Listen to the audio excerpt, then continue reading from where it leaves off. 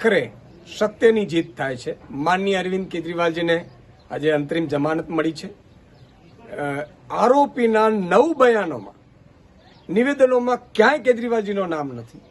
10મા નિવેદનમાં આરોપી ઉપર દબાણ લાવીને મુખ્યમંત્રીનો એક નામ લેવડાવ્યું અને પછી એ આરોપીને સાક્ષી બનાવીને છોડી દેવામાં આવ્યું અને પછી એ આરોપીઓના નિવેદનના ભાગરૂપે એક સિટિંગ સીએમની ધરપકડ કરી। આ ઇતિહાસમાં, ભારતના ઇતિહાસમાં પહેલો દાખલો। પરંતુ સત્યની જીત થાય છે। માનનીય અરવિંદ કેજરીવાલજીને આજે જમાનત મળી છે।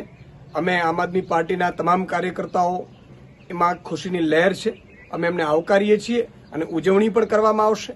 અને આજે ભલે અંતરિમ જમાનત મળી છે, પરંતુ હવે એ માત્ર જમાનત પર તો નહીં, પરંતુ અલ્ટિમેટલી આ કેસમાં આગામી સમયમાં માનનીય અરવિંદ કેજરીવાલજીને તમામ લોકો જે છે એ નિર્દોષ પણ સાબિત થશે। કારણ કે પીએમએલએ અંતર્ગત એનો દુરુપયોગ કરી અને ભાજપે અરવિંદ કેજરીવાલજીને જેલમાં નાખીને આમ આદમી પાર્ટીને ઓપરેશન લોટસ કરીને તોડવાનો જે કંઈક કોશિશ કરી હતી એ નિષ્ફળ ગઈ છે। તમામ લોકો આમ આદમી પાર્ટીના ઉલટાના જેલનો જવાબ મતથી એ કેમ્પેન ચલાવ્યું છે।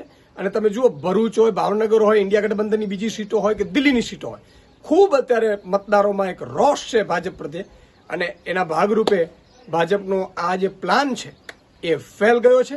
પરંતુ અરવિંદજી આજે પણ મજબૂત છે, આવતીકાલે પણ મજબૂત છે અને જેલનો જવાબ મતથી આપવા લોકો પણ તત્પર છે। અને સાથે સાથે આ કેસમાં આગામી સમયમાં કોર્ટ આ તમામને નિર્દોષ પણ છોડશે એવો અમને વિશ્વાસ છે। સત્યમેવ જયતે। ડિસિઝન ન્યૂઝના બીજા વિડીયો જોવા માટે ચેનલ સબસ્ક્રાઇબ કરો અને બેલ આઇકન બટન પર જઈ ક્લિક કરો। સ્વતંત્ર અને આઝાદ પત્રકારત્વની મદદ કરવા નીચે આપેલા થેન્ક્સ બટન પર જઈ ક્લિક કરો। મદદની કિંમત નિશ્ચિત કરો અને ડિસિઝન ન્યૂઝની આ સફરમાં અમારા સાથી બનો।